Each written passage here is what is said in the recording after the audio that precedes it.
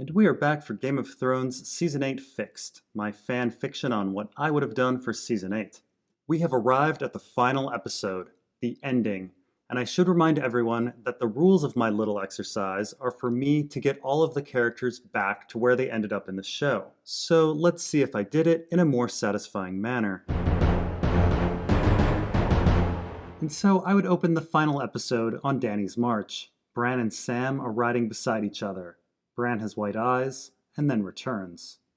"Oh," Sam says, "I see you're back from wherever it is you go. Did you see anything interesting?" "I saw me."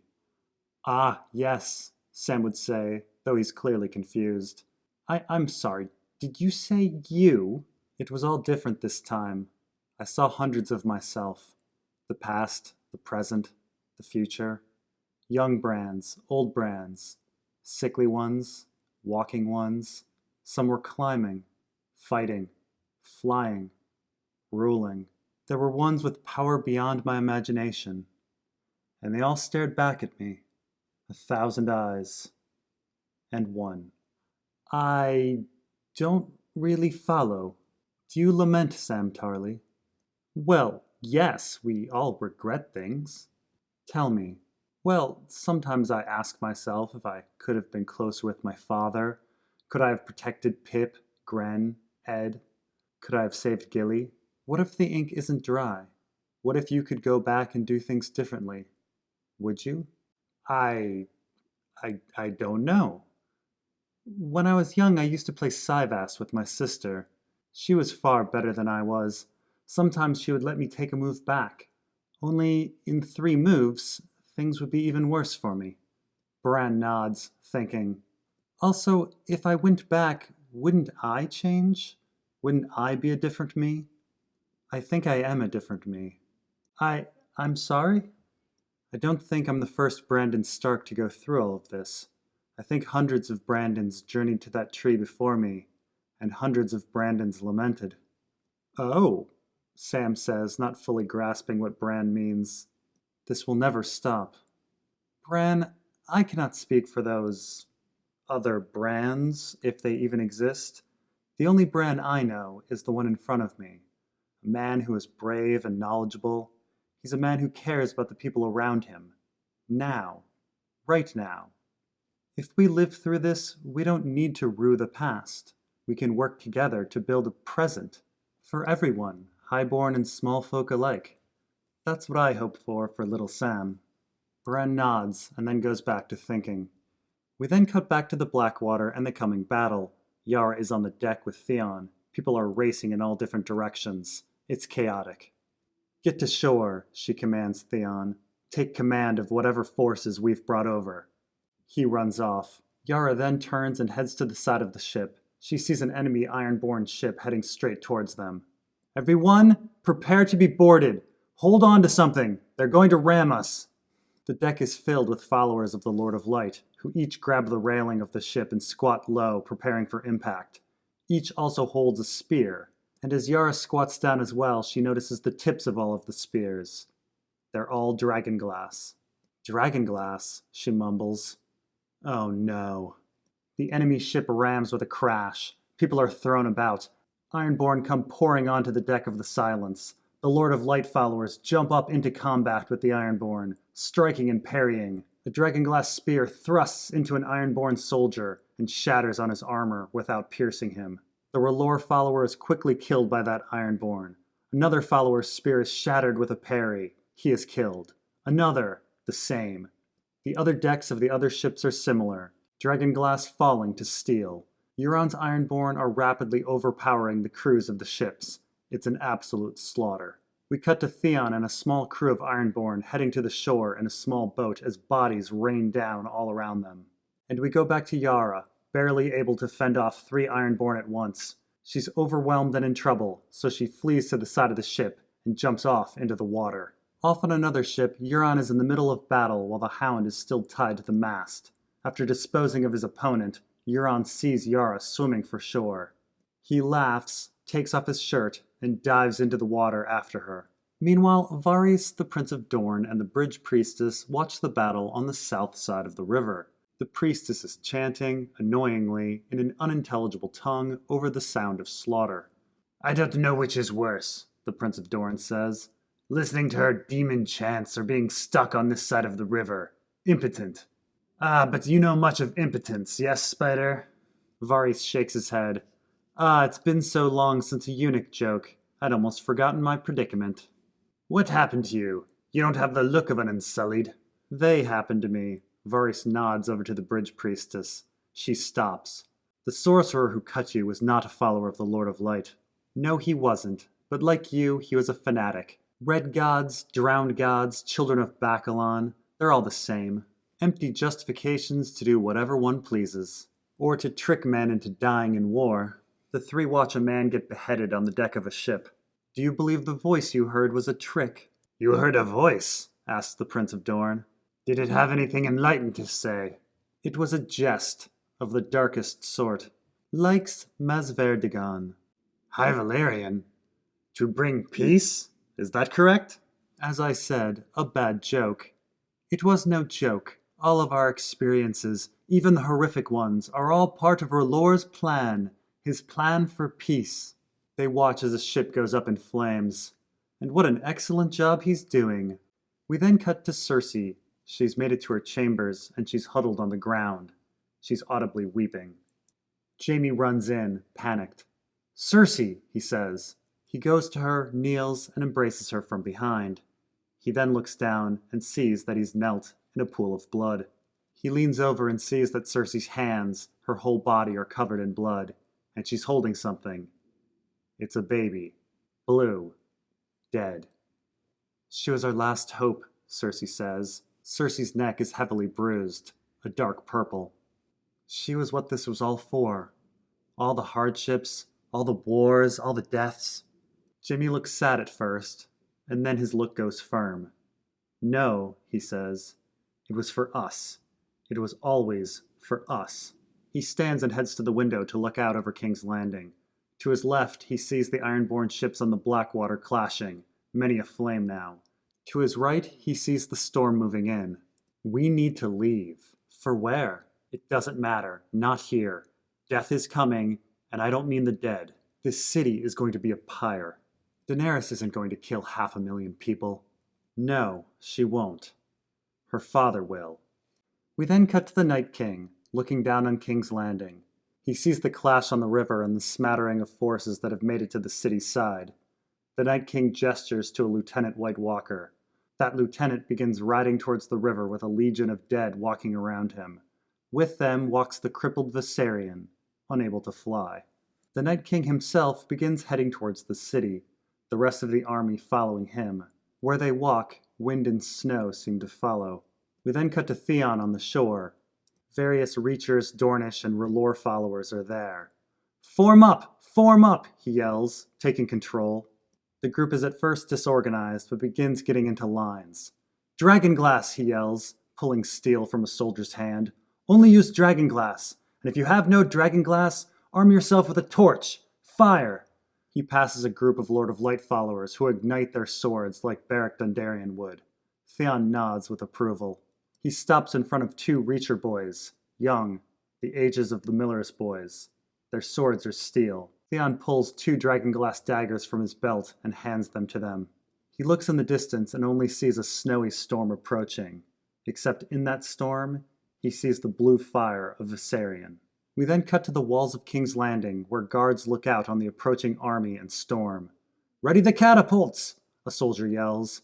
Pots of wildfire are put into place on the catapults. In between them, scorpions can be seen, with obsidian bolts. "Loose!" The projectiles fly. Wildfire lands in the Night King's army. Green flame incinerates groups of dead here and there. They scream. The Night King stops for a moment and looks at the fire erupting to either side of him. A scorpion bolt flies and pierces right through a giant. The giant falls. The Night King looks up and sees the catapults and scorpions atop the walls of King's Landing, and continues on with his army. Meanwhile, Yara has nearly made it to shore. As she walks into the shallow water, Euron runs over and stabs her in the side with a dagger. She punches back, disarming him. The two go back and forth, punches and kicks.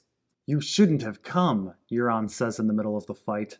Your protector, Daenerys, is going to die, and I've seen my hands around your neck, choking the life from you.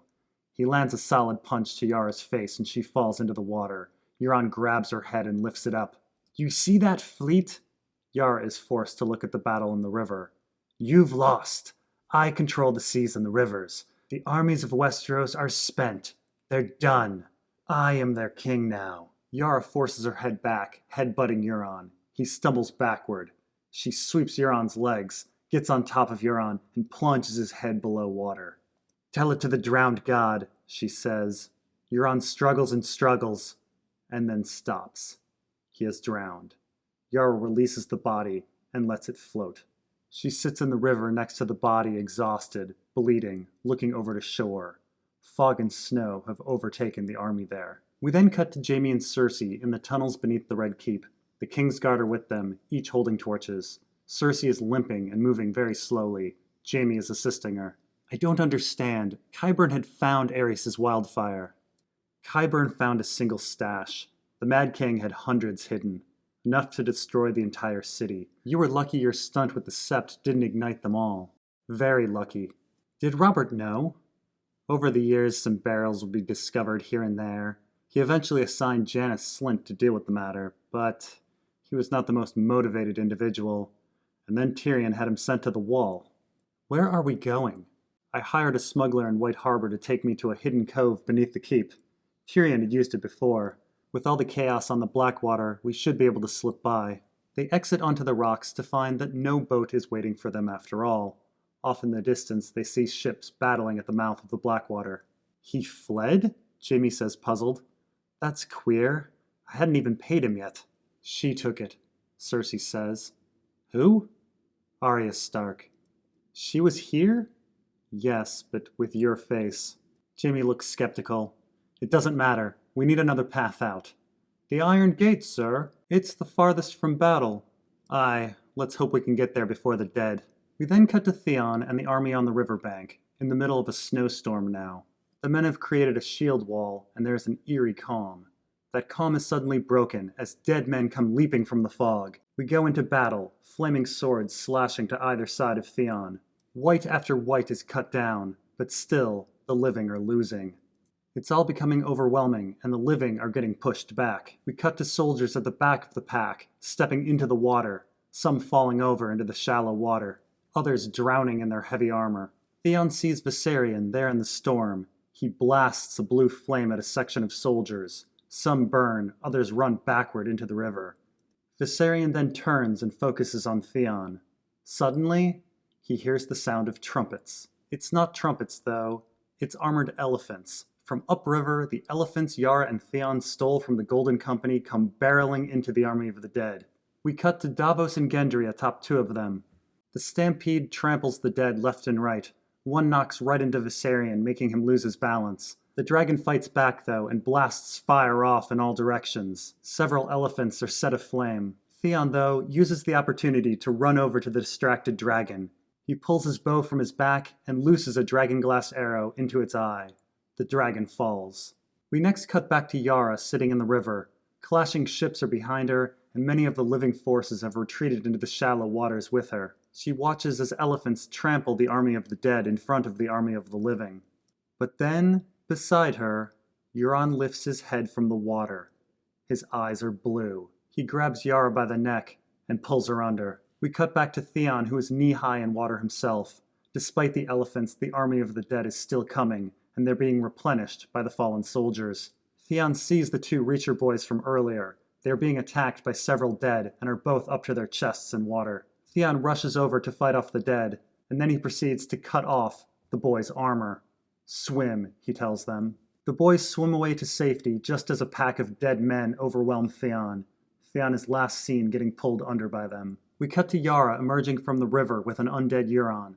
A Dornishman runs up and stabs Euron with a dragonglass dagger, saving Yara. She then looks around to see that things are hopeless.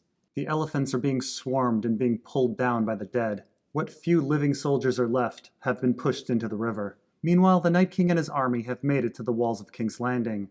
Catapults continue to fire, but the dead begin to hoard and climb up the wall. Lannister soldiers begin dropping wildfire. The green flames engulf some of the dead, but there are many, many more. The Night King throws his spear at a catapult.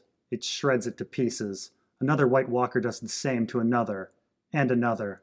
And then we cut to Daenerys in the hills, mounted on Drogon, watching the horde rise on the walls of King's Landing. She sees the army of the dead has made it to the top of the wall and begins to spread out on its top, following along the wall's perimeter.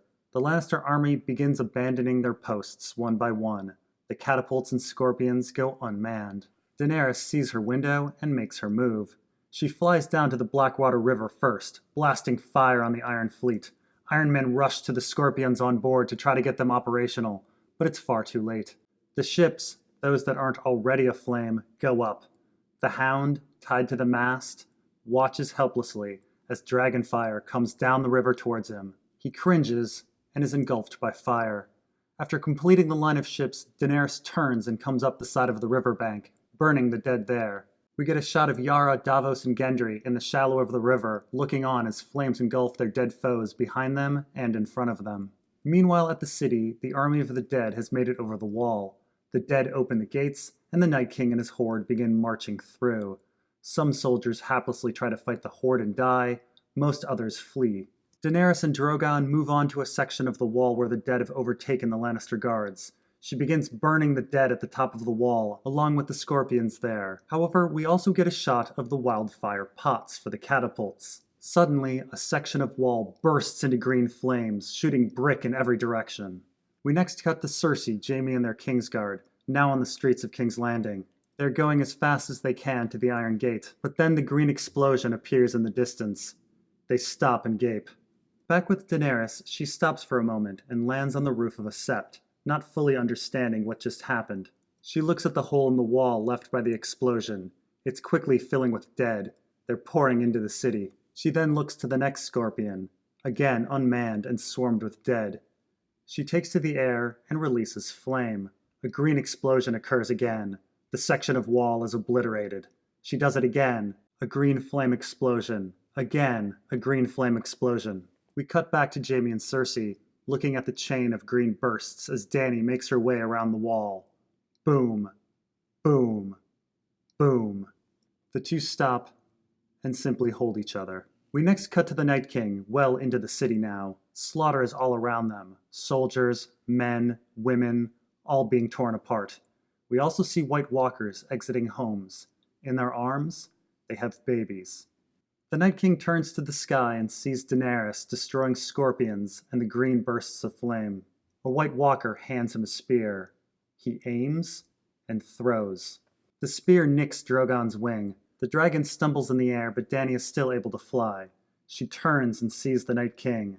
Enraged, she turns her dragon towards him and begins shooting flame down onto the army of the dead. The flames incinerate everything beneath it. The dead scream as the orange stream of fire heads towards the Night King. He readies a second spear. He aims, and before the Night King can throw his spear, or Dany's flame can reach him, everything around the Night King erupts into green flame. His body is ripped apart by force. We cut wide to see that a large section of the city has exploded into a green inferno. Aerys' wildfire has been set off, and the fire cascades over the city, engulfing everything. Everywhere, people are being incinerated. Jaime and Cersei are incinerated. The entire city is incinerated.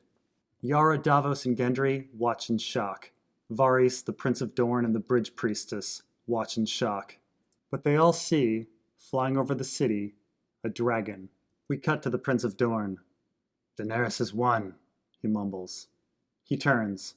"Kill the spider. We can't be seen with conspirators."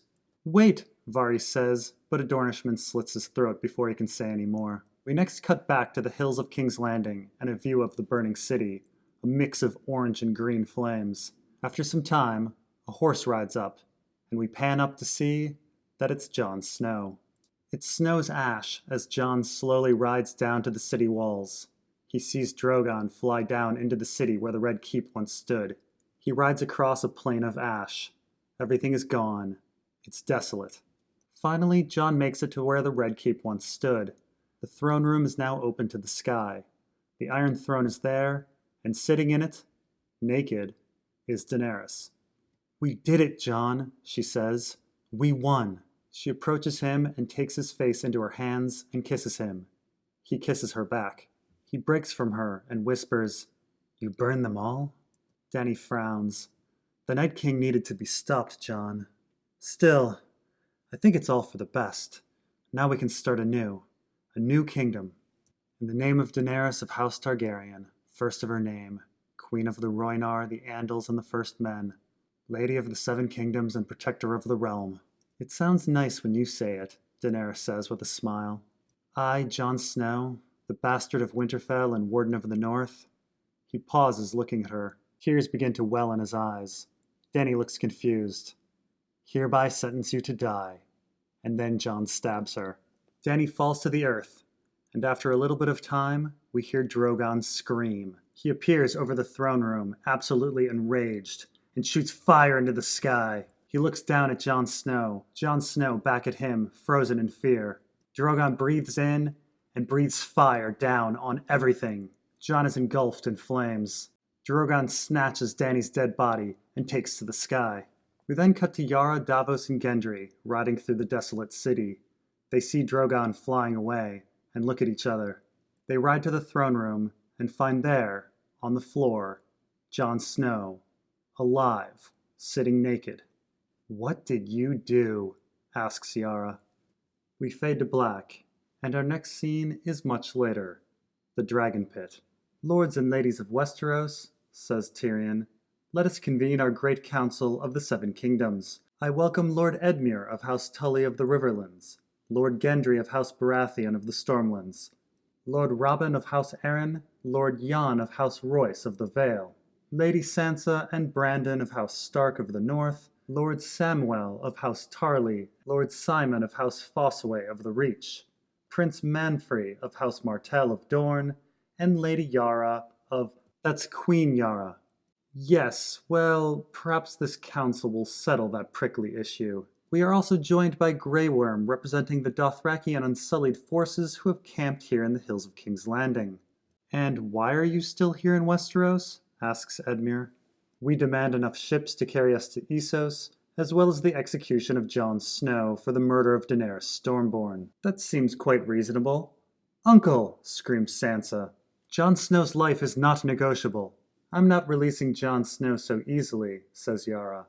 "Not until my demands are met. Freedom for the Iron Islands. You have imprisoned your own king. Jon Snow is your rightful ruler, the heir to the Iron Throne." "What Iron Throne? I only saw a puddle." "Jon Snow is the son of Rhaegar Targaryen.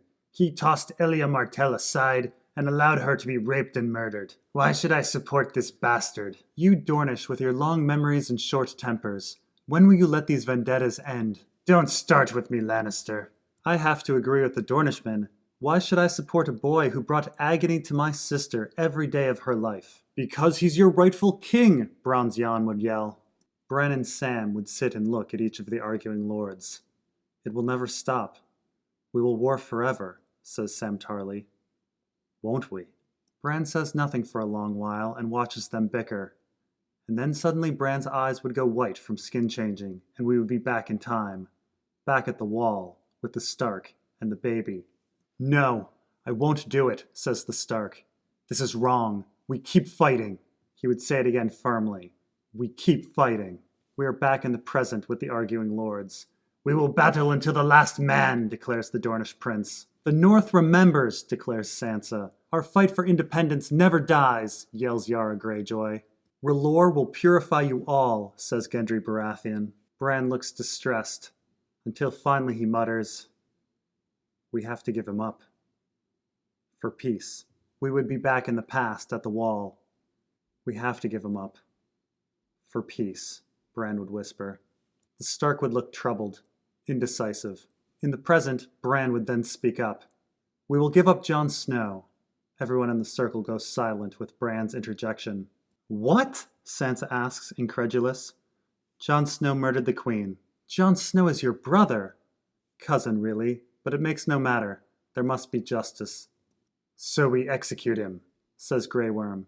Tell me, Grey Worm, if we execute Jon Snow, what happens to the Dothraki? They will return to Essos, to the Grass Sea, back to their way of life. They're slaving, yes? No, never. We will not let that happen. A life in the lawless Dothraki Sea, keeping the Dothraki in line. A noble life for the Unsullied. But tell me, what of the Dothraki children? Will your children stop their children from becoming slavers? Oh, right. Like me, Unsullied cannot have children. Grey Worm groans. What do you propose doing with them? We give the Dothraki land, here in Westeros. After these wars, lords are in need of subjects and women are in need of husbands. And Jon Snow? We exile him. If he ever returns to Westeros, the Blood Riders are honor-bound to avenge their Khaleesi. They will ensure Jon Snow never sets foot in Westeros again. Where does he go? Asks Tyrion. Across the narrow sea, the followers of R'hllor will kill him for assassinating their savior, north of the Wall. He becomes a wildling? Sansa would say. Who is king then? Asks Edmure. Bran stares at Tyrion. Tyrion stares back. An odd, uncomfortable feeling appears on Tyrion's face, until finally he blurts out, I nominate Brandon Stark. He has the sharpest and wisest mind I've ever seen, and I think an awful lot of myself. That is a vote from the Westerlands. The circle is confused. Why should I support a cripple with no hope of an heir? Asks Bronze Yohn Royce. Bran would look at Robin Arryn. A funny look would come to his face. Brandon Stark is my dear cousin. Of course we support him as king. Edmure Tully would speak up then. Yes, my dear nephew. He would make a grand king. What?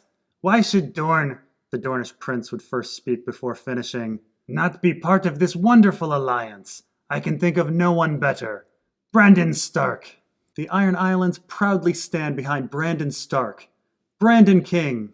Aye, the Stormlands too, says Gendry. Sam sees what Bran is doing. Sadly, he says, Brandon, it's all right. I support you. Bran would nod. No! Sansa would scream, standing up. No, Brandon, I will not let you exile our brother. Father is gone. Mother is gone. Arya has left. Robb, Rickon, Theon, Luwin, Septa Mordane. You can't. You can't. He's all we have left. We are then back at the wall in the past, with the Stark and the baby. Brandon whispers once more. We have to give him up. For peace. And with that, his mind is changed. For peace, he mutters. Slowly, the Stark walks forward with the baby, walking towards the White Walker in the distance. Bran watches with tears in his eyes. We are then at the Fist of the First Men. For peace, the man there repeats. In the present, Bran's tears remain. Sansa sits, broken. We have to give him up. For peace. Everyone stands and hails Brandon as the King of the Seven Kingdoms, all except Sansa, who sits with her head down. Brandon says, no, only 6 kingdoms. The North will remain independent. It's my gift to my sister. My apology. The circle is confused, but the confusion passes, and they all hail Brandon again. We then cut to Arya at the docks of Lannisport. You the captain of this ship? Arya asks. Aye, says the captain. For a moment, Arya is distracted. She sees Ilyn Payne riding by. She smirks and lets it go. She looks back to the captain. I would like a ship and a crew for westward exploration. Ha, the captain says. I wouldn't do that for all the gold. Arya throws Jaime's golden hand down on the table in front of the captain. He's flabbergasted before saying, We're going west, eh? We would then jump to Jon Snow riding north of the Wall with the wildlings, beginning his exile. He would smile as he heads north. I would then have the Brienne scene minus the page turning onto wet ink, and then she would walk into the small council. Everyone bickers a bit until Bran enters. They all silence themselves. Bran comes to the table. There's a long pause before... Shall we begin? Credits, end of show. And that's what I would have done if they had hired me. Yes, it's not perfect. I didn't really have much for Tyrion to do for the whole season, and I couldn't think of any way to include Bronn. Oh well. Anyway, thank you again for indulging in my fan fiction. We all have these crazy ideas floating around in our heads, and I'm lucky enough to have a channel where people listen to me rant. Back to the books we go. I'll see you next time.